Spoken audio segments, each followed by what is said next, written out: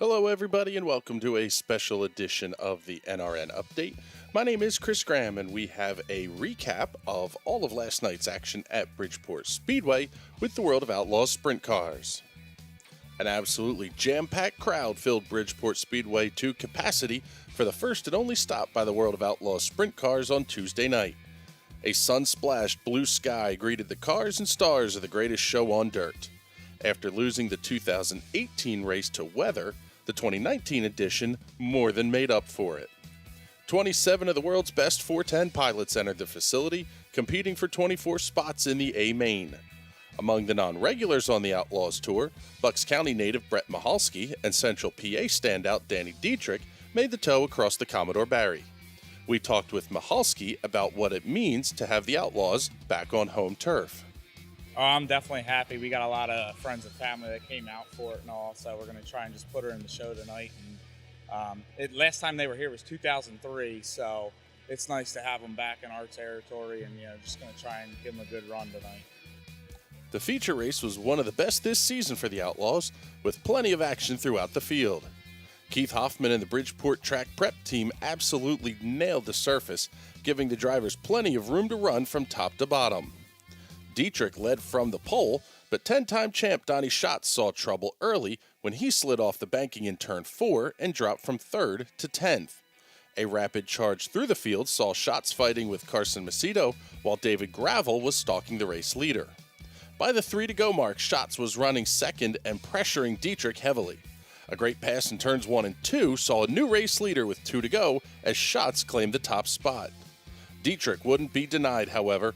Pressing a nice crossover on the backstretch, Dietrich got back by the defending series champ to claim the first Outlaws win on the 3/8 mile. After the race, we talked with the top 5, starting with 5th place, Darren Pittman.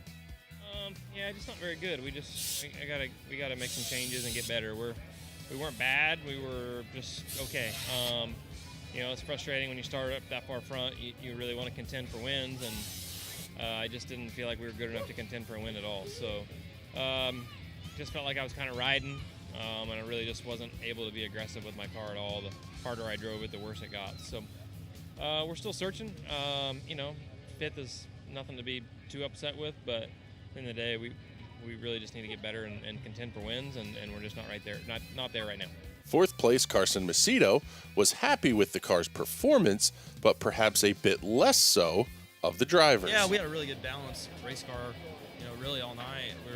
Felt like we had a pretty good package going into qualifying, and then qualified okay, sort of average, and then we had a really good heat race, put ourselves in a good position, for that dash, which is really important. And then the feature there, I thought we had a car to win. My car was really good. I felt like I made good decisions at some points, and then I made really, big mistakes at some points. Kind of got to racing there a little bit with gravel and shots, and just started trying too hard and making those little mistakes. And you can't make these mistakes with these guys. You have to be perfect, or they'll eat you up. So anyway, my crew chief Joe Gertie, my mechanic Trey Bowman, they did a really good job with my race car all night. I felt like we just got better and better, and really as a driver, that's all you can ask for. Connecticut native David Gravel came home 3rd and complimented the track prep crew on producing a very good surface. The A-main, good thing we were the second A-main. If we were before the modifieds, it might not have been as good of a race. So happy we were the last A-main there and gave us a great racetrack to race on. 2nd place finisher Donnie Schatz talked to us a little bit about how his night went. It was good racing. We went back to 10th from start and got ourselves back to be able to lead a lap and run second. So you can't ask for much better than that. That means it has the ability to pass. These guys do a great job. I run in there and missed the corner the first lap. I couldn't even see it. So just my own fault. It's not the racetrack's fault. So we've had a good run. We come in here wanting to win a race, and we run second. So I guess we're the first losers. So we can have some solace in that tonight. Winning on his 31st birthday, Danny Dietrich told us about how the night wasn't nearly as smooth as it looked from the outside. Yeah, all night long we got a hole in our tire in time trials and plugged that thing, but it didn't hold up through the heat race. It was going flat at the end of the heat race. So we got another right rear, put that on for the dash, go on for the dash, win a dash, and broke a rear end or something in the rear. So had to change rears. So we had an eventful night here, and it all paid off. Had a great help here, helped me get it changed, and can't ask for any more. The PA Posse regular was more than pleased with the performance of the car.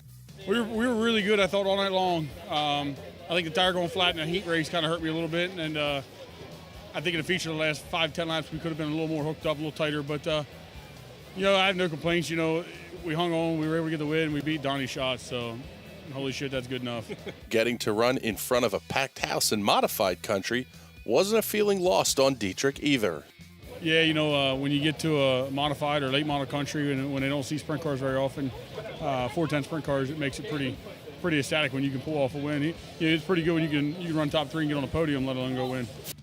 To recap, Danny Dietrich took home the $10,000 to win World of Outlaws A main on Tuesday night.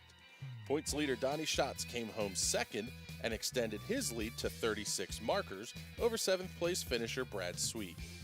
David Gravel, Carson Macedo, and Darren Pittman rounded out the top 5. Next up for the greatest show on dirt is the first annual Patriot Nationals this Friday and Saturday at the dirt track at Charlotte Motor Speedway. Then the long haul up to Lawrenceburg, Indiana for the Memorial Day Classic on Monday. And that'll wrap things up for this edition of The Update. We appreciate you taking the time to join us today, and we would love your feedback. Leave us a comment below and give the video a like and a share if you like the content. If you want to see your local track covered on this upcoming Friday's edition of The Update and in the future, get in touch with us at update@nationalracingnetwork.com. We also have sponsorship opportunities available across the National Racing Network family. Have a great day, everybody, and we will talk to you on Friday with a preview of Racing Nirvana, the greatest racing week of the year, the Memorial Day holiday weekend. Talk to you soon, everybody.